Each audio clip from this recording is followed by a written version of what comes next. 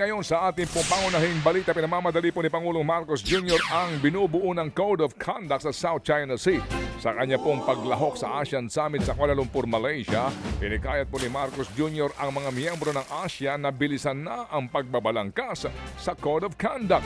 Ito nga po yung kasunod ng panibago pong insidente ng pambobomba na po na naman ng tubig ng Chinese vessel sa Philippine Research Vessel sa Sandy Cay nito po lamang nakaraang linggo.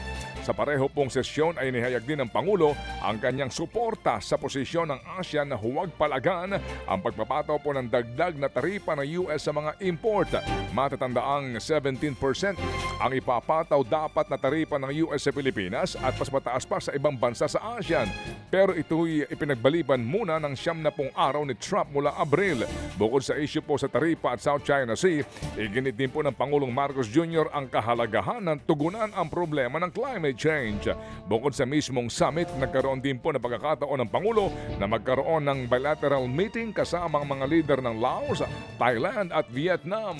Gusto namang harangin ng One Filipinos Worldwide OFW Party List ang proklamasyon ng mga nanalong party list noong eleksyon. Naghain nga po ang partido ng Temporary Restraining Order o TRO sa Korte Suprema. Matapos po silang matalo at hindi nga makapasok sa Kamara bilang party list na kumakatawan sa overseas Filipinos at mga seafarer. Gusto nilang hilingin sa Korte na magkaroon ng recomputation sa pag-allocate o paglalaan ng mga upuan para sa mga nanalong party list group. Yan nga ay para magkaroon daw ng boses ang tunay na marginalized at underrepresented sector ng lipunan. Ayon po sa grupo, dapat nang baguhin ang formula ng sinusunod ng COMELEC para sa party list system. Dahil mas pumapabor daw ang kasalukuyang formula sa mga party list na may malaking makinarya. Nauna na pong sinabi ng COMELEC na karapatan ng sinumang kandidato na dumulog sa Korte Suprema. Sa iba pang mga tampok na balita, may napupusuan na po raw si Pangulong Marcos Jr. na magiging susunod na hepe ng PNP. Ayon kay Interior Secretary John Vic Remulla, ang Pangulo mismo ang pumili ng magiging bagong PNP chief na papalit nga kay Police General Romel Marbil. Nakatakda pong matapos na ang kanyang extended term sa June 7. Sabi po ni Remulla, wala rin daw ho siyang inirekomenda pang susunod na PNP chief sa Pangulo.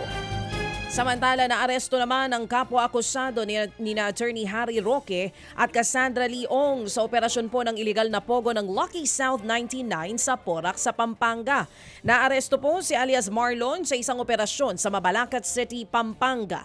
Siya po ang dating tumatayong operation officer ng Lucky South 99. Gaya po ni Roque, nahaharap din siya sa kasong qualified human trafficking.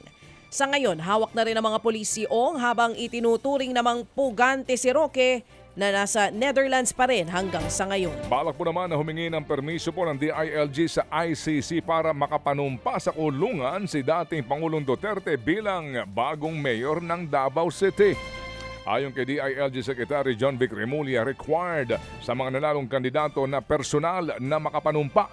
Kaya hihilingin daw nila sa ICC na payagan pong mabisita ng isang consul si Duterte sa kanyang kulungan para sa kanyang oath-taking. Nakakulong nga sa the Netherlands si Duterte dahil nga sa kanyang kinakaharap na kasong crimes against humanity, kaugnay pa rin po na madugong drug war noon. Kahit po naman makapanumpa, uupo muna bilang acting mayor ng Davao si Vice Mayor-elect Baste Duterte pahabang hindi pa nakakabalik ang kanyang ama.